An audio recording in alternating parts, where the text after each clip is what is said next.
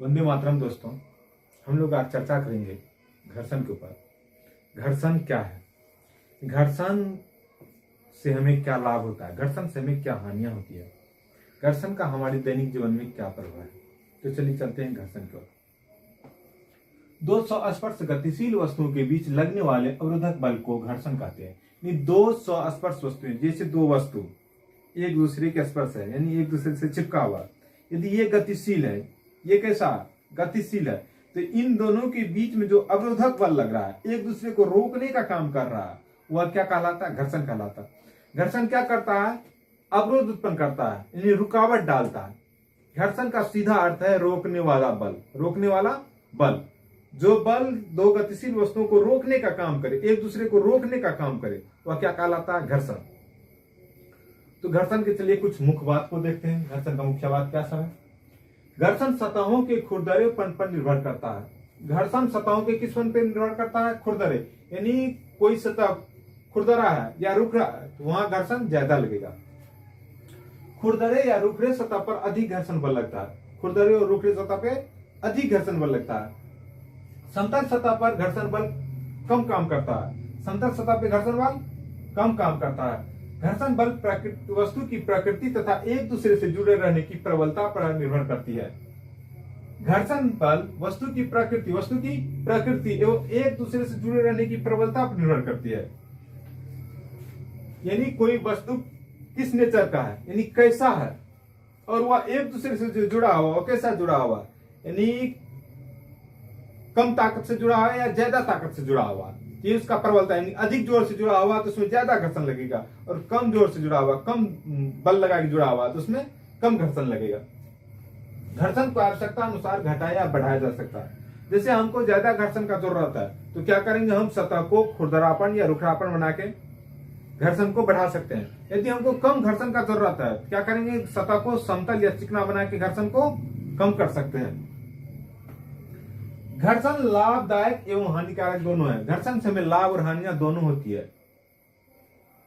दैनिक जीवन में घर्षण के मुख्य प्रभाव। दैनिक जीवन में घर्षण का मुख्य प्रभाव क्या है, घर्षण गति का विरोध करती है। घर्षण क्या करती है, गति का विरोध करती है। घर्षण से ऊष्मा उत्पन्न होती है। घर्षण से वस्तुएं घिस जाती है। घर्षण क्या करती है, गति का विरोध। जैसे चल रहे हैं तो चलने में रुकावट डालता है, कोई चीज चला रहे हैं तो उसको चलाने में रुकावट डालता है। दोनों आपस में घिसने से क्या होता है, गर्म हो जाता है, ऊष्मा उत्पन्न हो जाती है, और वस्तु घर्षण से वस्तुएं घिस जाती है। जैसे दोनों एक दूसरे से घिसा रहा है तो घिसते घिसते क्या होता है, दोनों पतला हो जाता है। घर्षण से लाभ। घर्षण से लाभ क्या है, घर्षण के कारण ही हम चल फिर सकते हैं। घर्षण के कारण ही हम चल फिर सकते हैं। घर्षण के कारण ही हम कुछ लिख पाते हैं। घर्षण के कारण हम ही कुछ लिख पाते हैं। यदि घर्षण नहीं होता, लिखने का कुछ लिख देते कुछ। घर्षण के कारण ही हम पेड़ पे चढ़ पाते हैं। घर्षण के कारण क्या होता है, हम पेड़ पे चढ़ पाते हैं।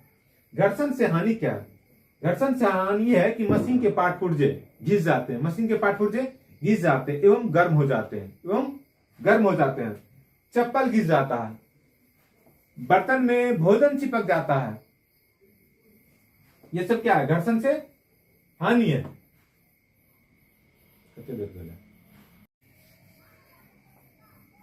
वंदे मातरम दोस्तों, आज हम लोग चर्चा करेंगे घर्षण के बारे में। घर्षण क्या है, घर्षण से क्या लाभ है एवं घर्षण से क्या हानि है, घर्षण कहाँ ज्यादा लगता है और घर्षण कहाँ कम लगता है। चलिए देखते हैं घर्षण की परिभाषा से पहले। दो स्पर्श गतिशील वस्तुओं के बीच लगने वाले अवरोधक बल को घर्षण बल कहते हैं, घर्षण कहते हैं। से कोई दो वस्तु यदि संपर्क में है तो ये दोनों गतिशील रहेगा, तो इन दोनों को, ये आगे बढ़ना चाहेगा तो ये रोकना चाहेगा, ये आगे बढ़ना चाहेगा तो ये रोकना चाहेगा। तो ये जो अवरोधक बल है यही है घर्षण। और इन घर्षण से बहुत सारा फायदा भी और बहुत सारा नुकसान भी है। जैसे चलते हैं तो घर्षण के कारण ही चलना संभव है, और चलते हैं तो फायदा क्या होता है, एक स्थान से दूसरे स्थान तक चले जाते हैं। और उसमें हानि क्या होता है, हानि ये होता है कि मेरा जूता या चप्पल घिस जाता है। यह है घर्षण से लाभ और हानि। चलिए घर्षण के कुछ मुख्य बातों पे ध्यान देते हैं। क्या मुख्य बात, घर्षण सतहों के खुरदरेपन पर निर्भर करता है। यानी घर्षण कहाँ ज्यादा लग रहा है, कहाँ कम लग रहा, वह सतह पर निर्भर करता है। यदि कोई सतह समतल है तो वहां घर्षण कम लगेगा, और कोई सतह यदि रुखड़ा है, ऊंचा नीचा है, तो वहां घर्षण ज्यादा लगेगा। जैसे बारिश के मौसम में यदि हम चलते हैं तो मेरा पैर स्लिप कर जाता है, लेकिन वहीं यदि किसी जुते हुए खेत में चलते हैं या बालू के ढेर पे चलते हैं तो वहां चलना संभव नहीं है, वहां ज्यादा घर्षण लगाना, मन वहां पे ज्यादा घर्षण लगता है। समतल सतह पर घर्षण बल कम काम करता है। कोई चिकना सतह है तो वहां घर्षण बल कम काम करता है। यदि कोई फर्श है उस पर तेल या पानी गिर जाता है तो वहां पे चलते हैं तो स्लिप हो जाते हैं, वहां पे क्या होता है, वहां पे घर्षण बहुत कम काम करता है। घर्षण बल वस्तुओं की प्रकृति तथा एक दूसरे से जुड़े रहने की प्रबलता पर निर्भर करती है। अब घर्षण कहाँ काम करता है, वस्तु की प्रकृति एवं एक दूसरे से जुड़े रहने की प्रबलता पर। यदि कोई वस्तु का प्रकृति कैसा, वह किस गुण का, वह किस नेचर का है, वहां पे घर्षण काम करता है। और वह कैसा जुड़ा हुआ, यानी थोड़ा सा सटा हुआ या जोर से चिपका हुआ, यदि जोर से चिपका होगा तो वहां घर्षण ज्यादा लगेगा, यदि थोड़ा सा सटा हुआ तो घर्षण कम लगेगा। और प्रकृति का अर्थ यह हुआ कि वस्तु कैसा, समतल है, सपाट है या उबड़ खाबड़ है, या रुखापन है या खुरदरा है। घर्षण को आवश्यकता अनुसार घटाया या बढ़ाया जा सकता है। घर्षण को, जैसे हमको ज्यादा घर्षण का जरूरत है तो वहां पे हम क्या करेंगे, घर्षण को बढ़ा सकते हैं। कैसे बढ़ाएंगे कि वहां पे उसके सतह को खुरदरे बन करके या रुखा, उसके सतह को रुखा करके घर्षण क्या करते हैं, बढ़ा सकते हैं। और यदि हमको कम घर्षण का जरूरत है तो वहां पे क्या करते हैं, सतह को समतल बना देते हैं, जिससे वहां पे घर्षण कम लगता है। अब घर्षण से लाभ एवं हानि दोनों है, तो पहले हम बता चुके हैं घर्षण से लाभ और हानि दोनों।